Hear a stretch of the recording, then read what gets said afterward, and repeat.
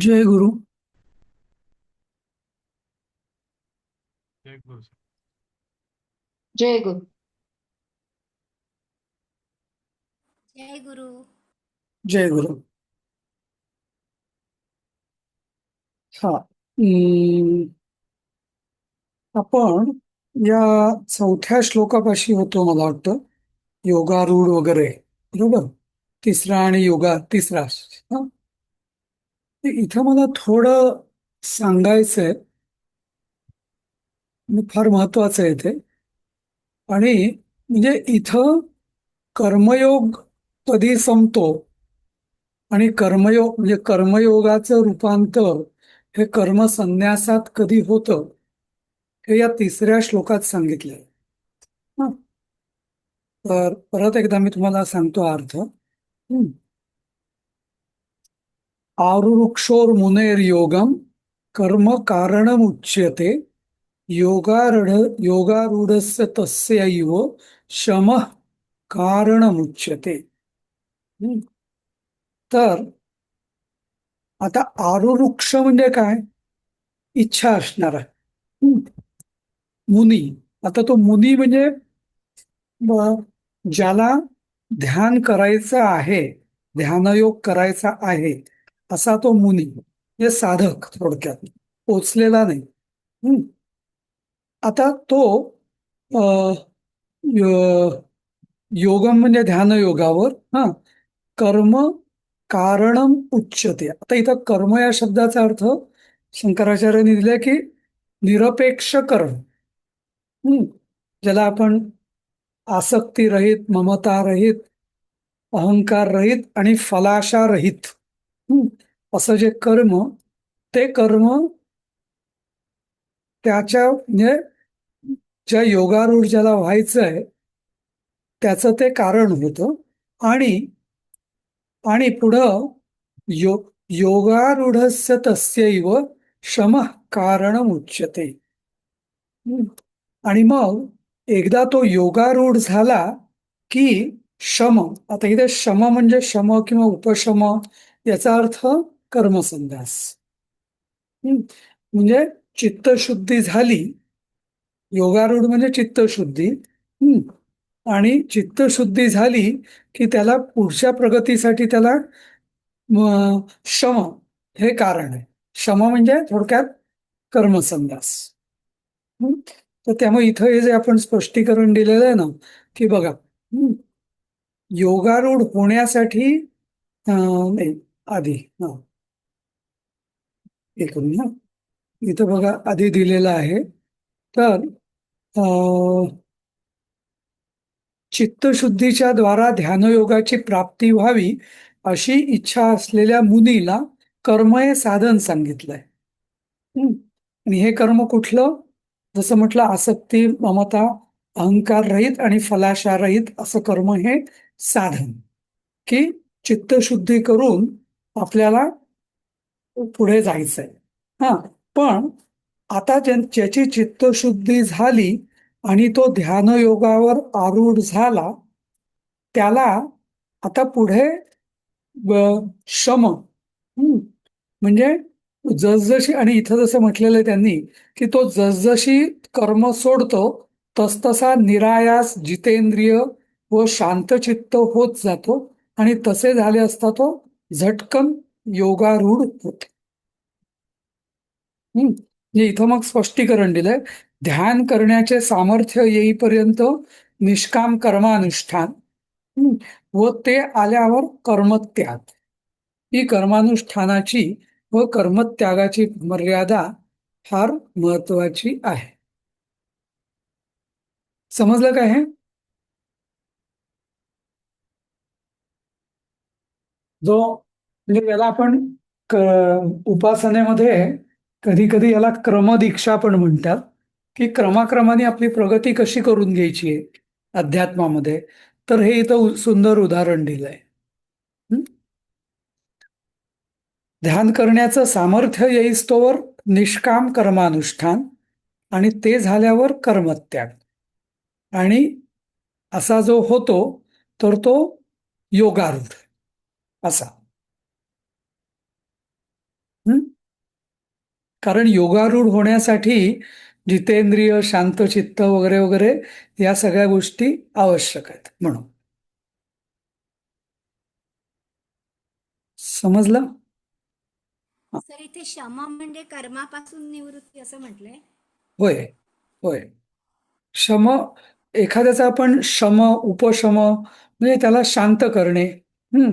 शम म्हणजे शांती, हा शब्द जो आहे शांती हा किंवा शांत हा शब्द शम पासूनच आलेला आहे. शम, शम असं. हम्म. हम्म. तर म्हणजे म्हणजे इथे योगारूढ म्हणजे ध्यान योगारूढ धरायचं ना. काय ते? योगारूढ हा शब्द म्हणजे ध्यान योगारूढ असं हा समजायचं ना. होय. हम्म, कारण हम्म, म्हणजे ध्यानयोग किंवा ध्यान हा त्याचा अभ्यास आहे. हम्म. हम्म. आणि म्हणजे म्हणजे तो अभ्यास पूर्ण झाला की तो योगारूढ होतो असं. म्हणजे ध्यान, योगावर, हा, हा, ध्यानाचा अभ्यास पूर्ण झाला की तो तो योगारूढ योगारूढ होतो. होतो. हा. आणि मग इथं म्हटलेलं आहे की हा योगारूढ होण्यासाठी सर्व कर्म संन्यास रूप शमच केला पाहिजे. शम म्हणजे शांती केली पाहिजे, म्हणजे त्याला कर्मनिवृत्ती केली पाहिजे असं. आणि मग इथं हे पण महत्व आहे त्याचं. कर्मसन्यास. हा, कर्मनिवृत्ती म्हणजे कर्मसन्यास. कर्मसन्यास. आणि तो जसजशी कर्म सोडतो तसतसा निरायास, जितेंद्रिय, शांतचित्त होत जातो आणि तसतसा तो झटकन योगारूढ होतो. हम्म. ही प्रक्रिया बघा किती छान आहे. हा, म्हणजे आपण म्हणतो ना की अरे संसारात राहून पण मी करील सगळं. नाही. हा, आधी निष्काम म्हणजे एका मर्यादेपर्यंत निष्काम म्हणजे फलाशारहित कर्मानुष्ठान हे ठीक आहे. पण पुढे जर जायचं असेल त्याला, म्हणजे ध्यानयोग सुरुवात करताना ते ठीक आहे, पण जर आपल्याला जर पुढे योगारूढ व्हायचं असेल तर त्या कर्मापासून निवृत्तीच करायला पाहिजे असं हे. हम्म. म्हणजे ज्याला फक्त इच्छा आहे, आरुरुक्षु. हम्म.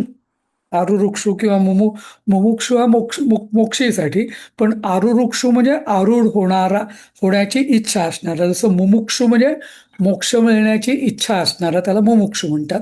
तसं आरुरुक्षु म्हणजे आरूढ होण्याची इच्छा असणारा. कशावर आरूढ? तर योगावर आरूढ. हम्म. तर त्याला तर त्याला फलनिरपेक्ष कर्म. आता इथं नुसतं कर्म म्हणजे आपण जे काल मी जे पाठवलं होतं ते कर्म नाही. त्या कर्माचा अर्थ होतो सगळी कर्म, म्हणजे ज्याच्यामध्ये आसक्ती, अहंकार, ममता असते असं कर्म. पण इथं हे जे कर्म आहे इथे अध्यारूत आहे की आसक्तीरहित, फलनिरपेक्ष, फलाशारहित कर्म हे त्याचं कारण होतं. कारण नुसतीच मला इच्छा आहे, इच्छा होऊन काही उपयोग नाही. मला जर त्याच्यामध्ये प्रगती करायची असेल तर मला सुरुवात कुठनं करायची आहे? निरपेक्ष हा, म्हणजे कर्म करायचं पण ते फलाशारहित पद्धतीने करायचं. पण जसजसं मग मी पुढे जाईल तसतसं जर मला योगारूढ व्हायचं असेल तसतसं मला त्या फलाशारहित कर्माचं रूपांतर हे कर्माच्या निवृत्तीमध्येच व्हायला पाहिजे. हम्म. आणि इथं म्हणजे जसं मी म्हटलं, आपण परवा चर्चा करत होतो, तर म्हणजे शंकराचार्य काय म्हणतात की म्हणजे तो ज्ञान प्राप्ती होईस तोवर तुम्ही कर्माच्या फार फंदात पडू नका. मी कर्मही करेल, लोकसंग्रही करेल, अशा फार फंदात पडू नका. ते तुम्हाला ज्ञान प्राप्त झाल्यावर मग तुम्ही कर्मसन्यास म्हणजे लोकसंग्रहासाठी कर्म केली तर चालतील, ईश्वराच्या प्रेरणेनुसार असं. हं? पण या मधल्या काळामध्ये हा जो स्टेप बाय स्टेप जो अप्रोच आहे, तर इथं आपल्याला काही काळ तरी कर्मसन्यासच करायला पाहिजे असं शंकराचार्यांच्या मतानुसार गीता आहे. म्हणजे अगदी सुरू कर्मयोगी, मग कर्मसन्यास, मग ध्यानयोगाचा अभ्यास पूर्ण करणं, आणि मग तो योगारूढ होतो म्हणजे त्याला ज्ञान होतं. मग म्हणजे मग मधल्या काळात चित्तशुद्धी होतेच त्याची. शांत होत हा. चित्तशुद्धी झाली आणि म्हणजे कर्मसन्यास चित्त कर्म निरपेक्ष किंवा कर्मयोगाने चित्तशुद्धी होते. पण ज्ञानप्राप्तीसाठी किंवा ज्ञानी होण्यासाठी कर्मसन्यास म्हणजे चित्तशुद्धी आणि कर्मसन्यास हे दोन्ही आवश्यक आहेत. आणि मग ज्ञानप्राप्ती होते. आणि मग ज्ञानप्राप्ती झाल्यावर मग तुम्ही काही करा असं. हं? सर हे आता आपल्याला सगळ्यांना हे ज्ञान म्हणजे तुम्ही लिहिलंय आणि तसं समजतंय. हं. तर मग ही ज्ञानप्राप्ती नाही समजायची ना, म्हणजे जेव्हा आपण ध्यान करून त्या परमेश्वराच्या शांतीला परमतत्वाच्या शांतीला प्राप्त करून घेऊ तेव्हा ते ती ते खरंच ज्ञानप्राप्ती नाही. होईल ना. हा, हे हा, हे नुसतं स्टँडर्ड ऑपरेटिंग प्रोसिजर, ही बरोबर बरोबर. प्रोसिजर आहे. प्रोसिजर म्हणजे ज्ञान नाही. असं हम्म. नाही का? बरोबर. हे नुसतं आपल्याला जसं म्हणजे एखाद्याला माउंट एव्हरेस्टवर कसं जायचं त्यांनी नकाशे वगैरे घेऊन अभ्यास केला की इकडनं जायचं, साऊथ कोलनी जायचं की म्हणजे नॉर्थनी जायचं की चीनकडनं जायचं की नेपाळकडनं जायचं, सगळं त्यांनी अभ्यास केला. तर हे सगळा पण तो अभ्यास म्हणजे जो ज्ञानी कोण म्हणजे त्यात की जो आलं. ऍक्च्युअल एव्हरेस्टवरती जो गेलाय तो खरा ना. तर ते आपल्याला त्या प्रत्येकाला स्वतःलाच जायचंय. ते नुसतं नकाशा अभ्यास करून नकाशाचा अभ्यास हा काही ज्ञान नाही. ती नुसती माहिती झाली. हा, तर माहिती आणि ज्ञान यात फरक आहे. एक्सपिरियन्शियल हा, हो. कारण एक्सपिरियन्शियल अगदी कारण आपल्या अध्यात्मशास्त्रामध्ये अनुभूती म्हणजे खरं ज्ञान, ज्याला थोडक्यात अपरोक्ष ज्ञान म्हणतात. आणि शंकराचार्यांनी त्याच्यावरच अपरोक्ष अनुभूती असं नावाचा एक प्रकरणच लिहिलेलं आहे, ग्रंथच लिहिलेला आहे, अपरोक्षानुभूती. असं. आणि ते खरं ज्ञान असं. बाकी सगळी पोपटपंची किंवा माहिती असं. हं? तर हा तिसरा श्लोक या दृष्टीने म्हणजे स्टेप महत्वाचा बाय आहे आणि तो परीक्षेला येऊ शकतो. काय माहिती. परीक्षा ठीक आहे पण असं. हं? तर आणि म्हणजे कारण हा हा जो चॅप्टर किंवा हा पाठ आहे, हा 6वा अध्याय, हा मुळे ध्यानयोग, आत्मसंयोग योग किंवा अभ्यास योग या तिन्ही नावांनी हा अध्याय ओळखला जातो. शेवटी काय म्हणजे मला अभ्यासयोग हे नाव याचं जास्त चांगलं वाटतं, कारण याच्यात ऍक्च्युली अभ्यास कसा करायचा हे सांगितलेलं आहे. इथं काय करायचा, कशासाठी करायचा, कसा करायचा हे सांगितलेलं आहे याच्यामध्ये. त्या दृष्टीने नुसतं ध्यान किंवा आत्मसंयम योग हे नाव म्हणजे आपल्याला अभ्यास हा शब्द जास्त माहिती आहे म्हणून, नाही का? असं. ठीक आहे. अभ्यास करतो म्हणून. असं. हं. तर ठीक आहे. 4था श्लोक. यदा हीनेन्द्रियार्थेषु न कर्मस्वनुषुज्यते सर्वसंकल्प संन्यासी योगारूढस्तदोच्यते. इथं अजून स्पष्टच केलेलं आहे. की सर्व संकल्प संन्यासी योगारूढस्तदा तत् उच्यते. तेव्हा त्याला योगारूढ असं म्हटलं जातं. किंवा जेव्हा तो सर्व संकल्पाचाही संन्यास करतो. कर्मसन्यास तर आहेच, पण संकल्पाचाही संन्यास एकच आहे शेवटी. पण म्हणजे कर्मही करायची नाही आणि कर्माचा संकल्पही करायचा नाही असा जो असतो तेव्हा त्याला योगारूढ असं म्हटले जाते. असं. आणि नेंद्रियार्थेषु म्हणजे इथं जितेंद्रिय हा भाव आलाच. बरोबर. पण जो म्हणजे कर्म करतो साधा माणूस, त्याने जर आपल्या कर्मापासून दूर जाऊन संन्यास वगैरे घेतला म्हणजे त्याला त्याची जबाबदारी त्यांनी झटकली असं नाही होत? नाही, दोन गोष्टी आहे. परत मी सांगतो, स्टेप बाय स्टेप अप्रोच. अध्यात्म एकदम तुम्ही संन्यास घ्या असं सांगतच नाही. म्हणून इनफॅक्ट कृष्ण अर्जुनाला तेच सांगतोय की तू आत्ता तुझी अजून संन्यास घेण्याची वेळ आलेली नाही. हा, तसंच सामान्य मनुष्य तुझे म्हणतेस हा, तर सध्या तुझे म्हणतेस की एकदम कर्मसन्यास घ्यायचाच नाही. आधी म्हणजे मला आधी योगारूढ होण्याची तीव्र इच्छा झाली पाहिजे. त्याच्याकरता मी आधी निष्काम म्हणजे फ निष्काम कर्म आणि फलाशारहित कर्म, हां, असं ज्यालाच आपण कर्मयोग म्हणतो, तो केला पाहिजे. त्याची प्रॅक्टिस सुरू केली पाहिजे. ती प्रॅक्टिस सुरू करता करता मग एक वेळ अशी येते की चित्तशुद्धी होते आणि मग या कर्मामध्ये काही अर्थ वाटत नाही आणि मग त्या कर्म म्हणजे थोडक्यात मला वैराग्य उत्पन्न होतं आणि वैराग्य उत्पन्न झाल्यावर मग कर्म सोडण्याचा आपल्याला अधिकार किंवा पात्रता येते. जोपर्यंत वैराग्य उत्पन्न झालं नाही तोपर्यंत कर्मसन्यास सांगितलेलाच नाही आपल्या शास्त्रात. हा, आले लक्षात. हा, नाहीतर मग नुसतं तर आपले याच्या याच्या याच्या हा सर याच्या अगोदर एक स्टेप होऊ शकते का? याच्या कुठ अगोदर तुम्ही सांगितली जी स्टेप बाय स्टेप, हा त्याच्या अगोदरची एक स्टेप अशी चौथ्या अध्यायात 22वा श्लोक आहे की हम्म. जो आपले कर्म करतो, जबाबदारीपणे करतो, त्याला पाप लागत नाही. ती अगदी पहिली स्टेज होऊ शकते का? अगदी इनिशियल जो हे आपलं कर्म कर्मयोगाचं सांगितलं चौथ्या त्याचं अध्यायात हेच आहे. 22वा किंवा 23वा श्लोक. हो हो, त्या पहिल्यांदा सगळ्या हा पहिल्या कर्मयोगीच हो असतं हो सर. हो ती एक छोटी स्टेप आहे पहिली. हो, हा, बरोबर. ती अगदी सुरुवातीची स्टेप होती. हा, पण ते तुम्ही जे कारण कर्म असा करतो जो त्याला जबाबदारीने काम करतो, हा हा नित्यकर्म पण झोप नित्यकर्म हो पण जबाबदारीची कर्म.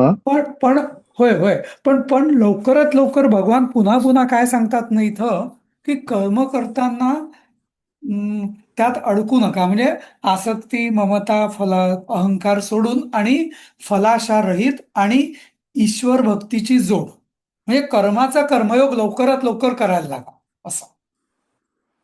हे तरी, आणि मला असं वाटतं की गीतेचं सगळ्यात मोठं सार हे आहे की बाकी सगळ्या मोठमोठ्या ही थिअरी खूप पुढची आहे, योगारूढ वगैरे, नाही का? पण कर्माचं कर्मयोग करणं, जे काल काल मी जे नोट पाठवली ना, कर्माचं अकर्म करणं, नाही का, हेच म्हणजे हे तरी प्रत्येकाने आपण प्रयत्न करू शकतो, नाही का?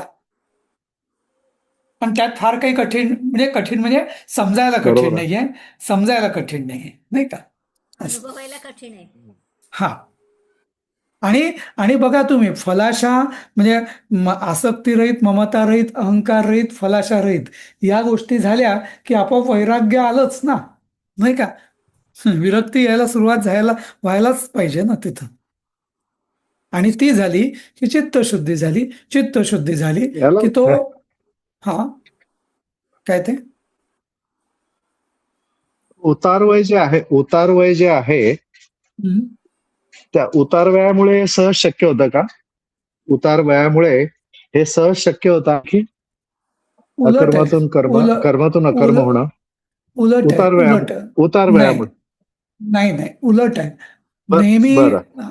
हा, म्हणजे मला असं वाटतं की अध्यात्मशास्त्र, ठीक आहे, भले तू आपण म्हणतो उतार्यात वेळ असतो, हा, हा एक भाग झाला.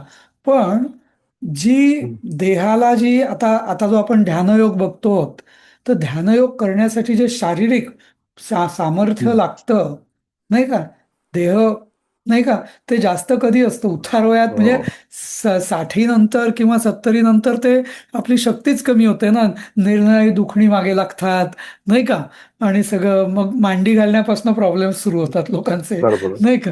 हा, नाही का? त्यामुळे तो हा, असं म्हणजे त्याचा जो पाया आहे तो तरुण वयात किंवा कुमार वयातच पक्का झाला पाहिजे, नाही का? सर, पण वैराग्याच्या बाबतीत पक्क झालं उतार वय पाहिजे. लागू बरोबर. पडतं. काय काय विषय आहे? वैराग्याच्या बाबतीत उतार वय बरोबर लागू पडतं, कारण काहीही हवं असं वाटत नाही उतार वयामध्ये. नाही, उषा अं, सांगू का? फार वयामध्ये अशा काही गोष्टी घडतात की जर रेस्ट्रिक्शन येतात, डायबिटीज आहे, गोड खाऊ नको, तो माणूस नाही नाही, बाहेर जाऊन जास्त गोड ते खातो, घरात खाल्ला शारीरिक नाही नाही तरी. म्हणत मी, मानसिक वैराग्य येतं. म्हणजे मला असं वाटत नाही. कारण अच्छा, म्हणजे कुठली हा, निवृत्ती येते, निवृत्ती. निवृत्तपणा, बरोबर. नाही, सगळ्या मला ह्याच्यातनं वाटत निवृत्त हो, हो, वाटत हो. नाही. नाही, मला वाटत नाही. म्हणजे एखाद्याला म्हणजे आता मला शक्तीच नाही म्हणून मी जास्त खाऊ शकत नाही, मला भूकच कमी आहे वगैरे वगैरे या गोष्टी होऊ शकतील. हा, कारण तेवढा आपला म्हणजे भूक कमी झाली असते, उत्साह कमी झालेला असतो वगैरे वगैरे या दृष्टीने. पण तरी नाही सर, मनात अजून तुम्ही त्या वयात यायचे आहात. नंतर बघा आपोआप वैराग्य येतं, मानसिक वैराग्य असेल आपोआप असेल येतं ते. असेल, हा ठीक आहे, ठीक आहे. पण मला तरी वाटतं की आणि म्हणून आपल्या धर्मात जे ज्याला आपण वर्णाश्रम धर्म म्हणतो, हा वर्णाश्रम त्याचा वानप्रस्थाश्रम. वर्ण सोडून द्या, पण आश्रम धर्म जो आहे तो कसा आहे की गृहस्थाश्रमात मर्यादित प्रमाणात कामनांचा उपभोग, म्हणजे आपलं अगदीच सगळे नाही तर वखवखलेले आणि भुकेलेले नको कुठल्याही कामनांच्या बाबतीत, भौतिक गरजांच्या बाबतीत. म्हणून गृहस्थाश्रम हा दिलेला आहे. पण गृहस्थाश्रमातनं जो वानप्रस्थाश्रम सांगितलेला आहे, त्याच्यात आपलं हे ट्रान्झिशन झालं पाहिजे हळूहळू, नाही का? एकदम संन्यास न घेता, कारण एकदम संन्यास घेतला तर एकदम हे होईल, म्हणजे कम्प्लीट झेपणार नाही. पण घरातनं बाहेर पडून, घरापासून दूर पण अरण्यात नाही किंवा असं, तर इथपर्यंत तरी राहायला काहीच हरकत नाही, नाही का? असं म्हणजे अर्धनिवृत्ती म्हणा पाहिजे तर. अच्छा अच्छा. हम्म, हम्म. चला पुढे जाऊया. नाही, ठीक आहे, ठीक आहे. हा, तर हा तिसरा अध्याय झाला, तिसरा श्लोक झाला. परत चौथा झाला सर. चौथा पण झाला आपला. हा, आता हा आता हा उद्धरेद आत्मनात्मानं नात्मानम अवसादयत आत्मैव हि आत्मनो बंधुर आत्मैव रिपुरात्मना. हा हा महत्वाचा श्लोक. हा, तर आता इथं म्हणजे जेव्हा अभ्यास, जसं आपण म्हणतो म्हणजे आता अक्षरशः अभ्यास योगच आहे. की अभ्यास योग म्हणजे अभ्यास योगाला म्हणजे अभ्यास स्वतःलाच करायचा आहे. दुसरं कोणी, आपला अभ्यास दुसरा कोणी करणार नाहीये, नाही का? त्यामुळे आपल्या आत्म्याला आपणच उद्धार करायचा आहे, आपल्या आत्म्याचा आपणच उद्धार करायचा आहे. आणि त्यामुळे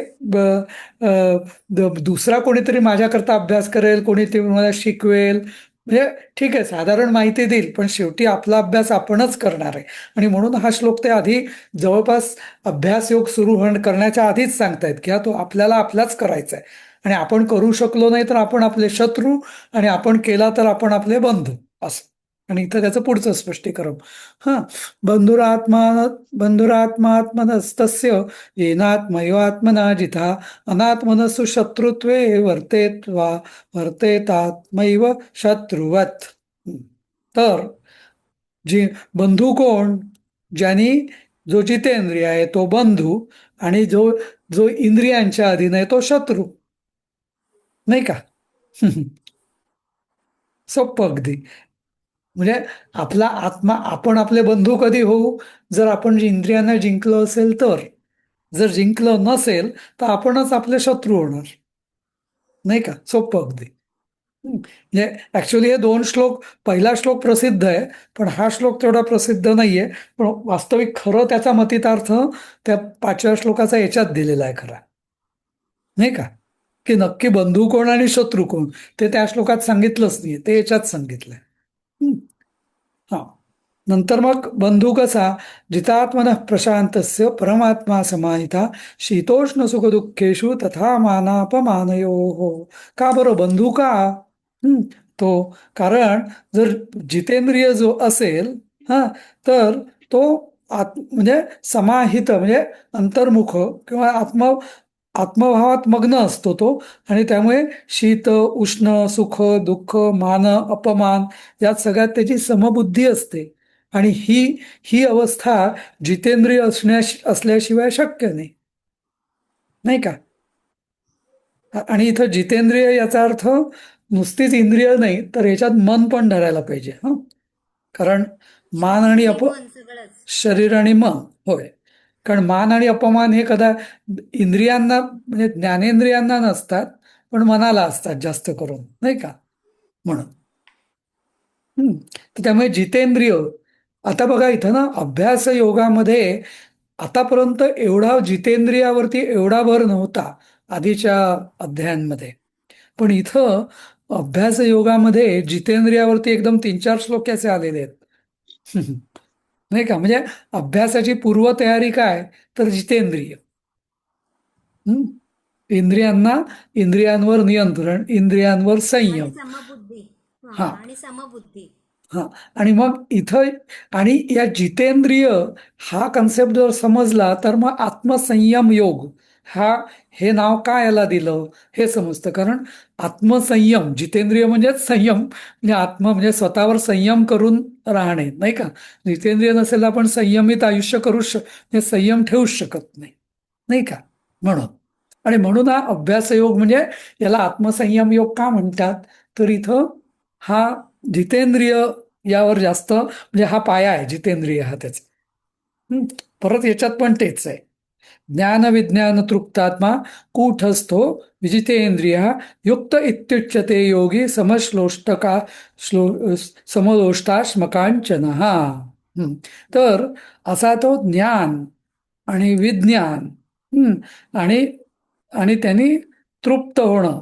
विज्ञान म्हणजे काय आपण हे बघितलेलं आहे 4थ्या अध्यायात नाही का ज्ञान आणि विज्ञान योगामध्ये. हं. तर त्याचं ते आणि ते घेऊन म्हणजे ते समजून तो विजितेंद्रिया आणि परत विजितेंद्रिया आहेच आणि हा नंतर युक्त इत्युच्यते योगी सम लो लोष्टाश्म कांचन. म्हणजे एखादा चिखलाचा गोळा हं, अश्म किंवा दगड आणि कांचन म्हणजे सोनं हे त्याच्या दृष्टीने सारखंच आहे. मातीचं ढेकूळ दगड आणि सोनं हे सगळं त्या योग्याला सारखंच आहे. आणि असा जो आहे तो युक्त. आता इथे युक्त आणि योगी आणि योगारूढ हे सगळे शब्द आता इथं समानार्थी होऊन जातात. हं.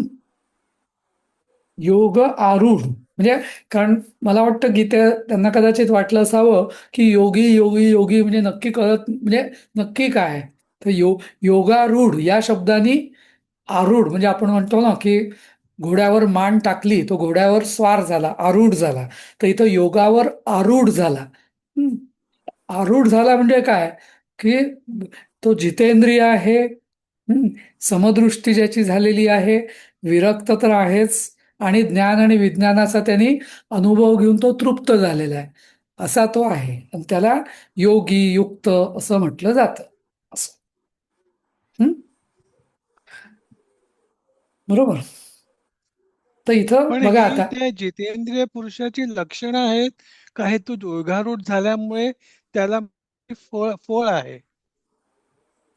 नाही लक्षणं म्हणण्यापेक्षा ही ही हे त्याचे हे त्यांनी अक्वायर करायला पाहिजे म्हणजे प्राप्त जितेंद्रियता ज्ञान आणि विज्ञान नंतर विरक्त क्षमता क्षमता वैरा क्षमता क्षमता वैराग्य हे त्यांनी ती क्षमता किंवा ते सामर्थ्य त्यांनी आत्मसात करणं अपेक्षित आहे असं.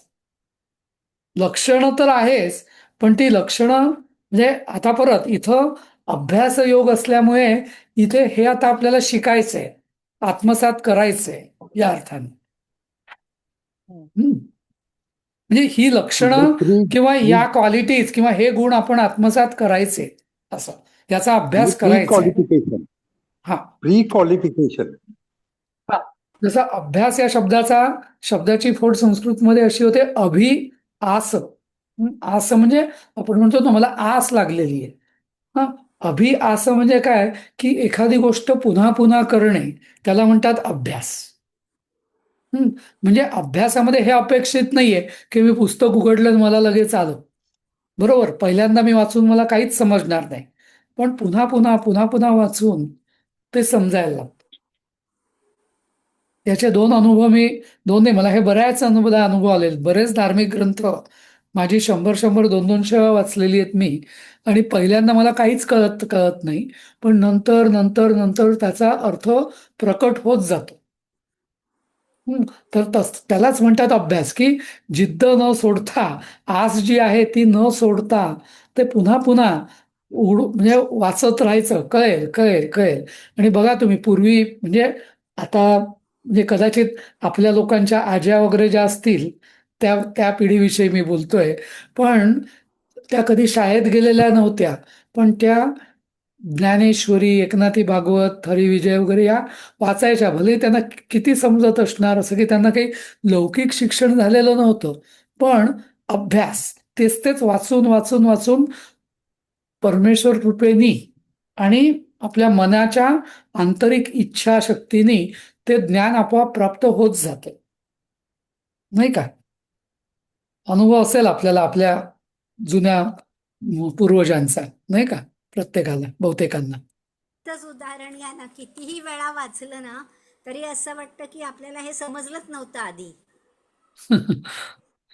प्रत्येक श्लोक काहीतरी नवीन नवीन प्रत्येक वेळा सांगत असतं आणि ते आधी आपल्याला माहित नसतं. असं वाटतं की अरे आपण हे पहिल्यांदाच अनुभवतोय, हे आता आपल्याला नवीनच कळतंय, असं होतं सर. हम्म.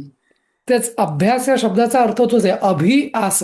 म्हणजे अं, जसं म्हणजे काय, आस म्हणजे माहितीच आहे आपल्याला की एखाद्याची आपल्याला आस लागते ते. आणि अभि, हा, आणि अभि म्हणजे उत्कट. हम्म. उत्कटतेने आस लागणे, त्याला म्हणतो आपण अभ्यास. नुसतं आपलं लोळत बसून पुस्तक आपलं जमलं तर वाचतोय, नाही तर नाही वाचत आहेत, असा अभ्यास नाही. म्हणजे ज्याला आपण म्हणतो ना तर तर हे आतून. सगळं तत्वज्ञान आपण घेतो, पण खरं ध्यान लावून पुढचा अभ्यास करायला पाहिजे ना. त्याला आता हा जो अभ्यास योग आहे, ठीक आहे, मी आता बोलत नाही, सांगेन मी नंतर पुढे हा झाल्यावरती. हा, सांगा ना सर थोडस. नाही नाही नाही, पुढे सांगेन मी. सध्या समजून घेऊया, नाही तर तुमचं म्हणजे आपण वेगळ्या विषयाकडे राहील जाऊ. हा, म्हणून दिवस हा, कमी राहिले, बरोबर. हा, नाही नाही, आत्ताच सांगेन मी, पण हे झाल्यावर, हा अध्याय झाल्यावर सांगेन. बरं. हा, आता, आता हा कसा आहे? हा, सुहृन् मित्रार्युदासीन मध्यस्थद्वेष्य बंधुषु साधुष्वपि च पापेषु समबुद्धिर्विशिष्यते. समबुद्धी याच्यावर जास्त काही सांगण्याजोगं नाहीये, म्हणजे आपण बघितलेलंच आहे आपण, नाही का? समदर्शिनः असं. हम्म. योगी युञ्जीत सततम् आत्मानं रहसि स्थितः एकाकीयत चित्तात्मा निराशीरपरिग्रह. तर असा जो योगी, कसा तो? रहसी स्थितः, एकांतात, एकाकी. यत चित्तात्मा, यत म्हणजे परत संयम, निराशी, आशारहित, हा, अपरिग्रह, काही कोणाचं न घेणारा, हा, असा सततम, निरंतर, त्याने समाहित म्हणजे युंजित म्हणजे युक्त करावे, म्हणजे आपल्या चित्ताला स्थिर करावे, असं. आता हे जे आहे, तर इथं शंकराचार्यांनी स्पष्टीकरण दिलेलं आहे की आता हे जे पुढचं जे चाललेलं आहे, म्हणजे आता ही योगारूढावस्था सुरू होते. तर हे कर्मयोगासाठी, म्हणजे कारण इतकं सगळं करणारा माणूस, नाही का, हा फक्त कर्मयोगी कसा असेल, एकांतात वगैरे वगैरे. हा, नाहीतर त्याचं गृहस्थाश्रमी कसा काय असू शकेल, त्याला सगळ्या जबाबदाऱ्या असताना, नाही का? त्यामुळे त्याला आता कर्मत्याग करूनच तो इकडे आलेला आहे, असं, नाही का? म्हणजे गृहस्थाश्रमात त्या आश्रमाची कर्तव्य करता करता एवढं शक्यच नाहीये कोणाला, नाही का? असं. हा, आणि मग इथं ते सांगतायत की शुचौ देशे प्रतिष्ठाप्य स्थिरमासनमात्मना ना नात्युच्छ्रितम नातिनीचम शैलाजिन कुशोत्तरम तत्रैकाग्रम मनः कृत्वा यत चित्तेंद्रिय क्रिया उपविश्यासने युंजाद योगम आत्मविशुद्धये. हा, आता इथं ना या श्लोकामुळे ना थोडासा सगळ्यांचा, बऱ्याच जणांचा गैरसमज होतो. कारण या गोष्टी, बहुतेक सगळ्या गोष्टी या उपासनेच्या सुरुवातीला पण सांगितलेल्या असतात. कुठल्याही उपासना, व्रत वगैरे करताना हे सगळं सांगितलं असतं. शुच उदेशे, पुराणात वगैरे या गोष्टी आहे, शुच उदेशे, संकल्प करा वगैरे वगैरे, असं. हा, संकल्प वगैरे असं. तर मग लोकांना वाटतं की अरे हे पण आता हा कॉमन भाग आहेत, म्हणजे जो कर्मयोगासाठी पण या गोष्टी, त्याच्या उपासने, मुख्यत्वे करून उपासना पद्धतीमध्ये पण या योग गोष्टी आहेत. आणि चित्तशुद्धी झाल्यावर या ज्ञानप्राप्तीसाठी किंवा योगारूढाच्या प्रगतीसाठी पण या गोष्टी आहेत. पण इथं सध्या आपण याचा संदर्भ योगारूढ होण्यासाठी आहे. युंजाद योगमात्म विशुद्धये. तेव्हा इथं याचं पर्पज वेगळं आहे, शेवटच्या शब्दांमध्ये जे सांगितलेलं आहे ते. इतर ठिकाणी जे कोणी उपासना किंवा व्रत करतात तिथं भगवत प्राप्तीसाठी किंवा विशिष्ट हेतूने जे काय व्रत केलेलं असतं त्याच्याकरता असतं ते. हं? असं. हं. हं. नंतर आता मनाला हे पोषक वातावरण तयार करण्यासाठी आहे का होय असं? होय हे अगदी अगदी हे जे हा 2 श्लोक आहेत 13 आणि 14 होय आधीचे पण 11, 12, हे 13, दोन्ही 14 हे श्लोक सगळे. हो म्हणजे मग कसं बसायचं समम काय शिरो ग्रीवम धारयन नचलम स्थिरा संप्रेक्ष नासिकाग्रम स्वम दिशश्चानवलोकयन. आता इथं आधीच्या याच्यात आपण बघितलं होतं भ्रुकुटीवर ध्यान आणि इथं म्हटलेलं आहे नासिकाग्रावर ध्यान. हा हो. प्रशांतात्मा विगतभीर ब्रह्मचारी व्रते स्थिता मनःसंयम्य मच्चित्तो युक्त आसीत मत्परहा. आणि मत्परहा आणि परत मनःसंयम्य. म्हणजे आता हे मग लक्षात येईल की यालाच आत्मसंयम योग का म्हटलेलं आहे. कारण मनाचा संयम इंद्रियाचा संयम तर आधीच आलाच पण मनाचाही संयम असं. आणि मच्चित्त युक्त आसीत मत्परहा. म्हणजे माझ्यामध्येच ते तुझं जे त्याचं जे चित्त आहे ते माझ्यामध्येच त्यांनी ठेवायचंय. माझ्यामध्ये म्हणजे वासुदेवामध्ये म्हणजे परमात्म्यामध्ये असं. हं? आता ब्रह्मचारी व्रते स्थिता याचा अर्थ बऱ्याच जणांना असं वाटतं की म्हणजे ब्रह्मचारी राहून म्हणजे थोडासा असा एक गैरसमज होतो की तेवढ्या पुरतं मी ब्रह्मचर्य पालन करावं म्हणजे गृहस्थ आश्रमात असताना. तर ऍक्च्युली ब्रह्मचारी ह्या शब्दाचा अर्थ खूप वेगळा आहे. आपण सध्या ब्रह्मचर्य म्हणजे फक्त विषय सुख सोडणे म्हणजे ब्रह्मचारी असं तसं नाही.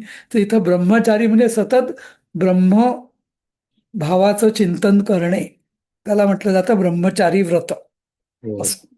हं. ब्रह्मभावाचं म्हणजे त्याच्यामध्ये सतत ब्रह्मभावाचाच विचार करणे असं. हं. असं. म्हणजे विषय सुख तर फार जुने झाले म्हणजे हा खूप पुढे गेलेला आहे आता कर्मसन्यास वगैरे घेऊन घरदार सोडलेलं आहे त्यामुळे त्यामुळे आता इथं विषय सुखाचा तसा काही त्याचा संबंधच येणार नाही या ह्याच्यात. हं. हं. हा युञ्जन्नेवं सदा आत्मानं योगी नियतमानसः शांतिं निर्वाण परमां मत्संस्थामधिगच्छति. आणि असं योगी जो आहे हा तर त्याला शांतीम अधिगच्छती मत्संस्थाम म्हणजे माझ्याच माझ्यामध्ये असलेली जी शांती आहे ती त्याला ती निर्वाण तोच निर्वाण स्थान येते आणि ती परमनिर्वाण सगळ्यात पलीकडचं ज्याच्या पलीकडे काहीच नाही असं अनुत्तर ज्याला म्हणतात. अनुत्तर परम निर्वाण हे सगळे समानार्थी शब्द आहेत आणि मत्संस्थाम आणि ती शांती माझ्यामध्येच आहे असा तो इथं जात. आता परत इथं बघा नियतमानसः. युंजनेवम म्हणजे तर आहेच पण नियतमानसा म्हणजे परत संयम योग आला कारण मनाला तो यत म्हणजे संयमित करणारा असा. म्हणून आत्मसंयम म्हणजे अभ्यास तर आहेच पण हा सगळ्या अभ्यासामध्ये आत्मसंयम फार महत्वाचा आहे असं नाही का. नंतर नात्यश्नस नात्यश्नस्तस्तु योगोस्ति न चैकान्तमनश्नतः न चाति स्वप्नशीलस्य जाग्रतो नैव चार्जुन. तर आता इथं सगळं त्याला म्हणजे आहार अं, विहार आहार विहार विहार आहार विहार म्हणजे संन्यासानी पण संन्यासी जरी असला तरी त्यांनी उगीचच्या उगीच उपास तापास नाही सांगितलेला आहे.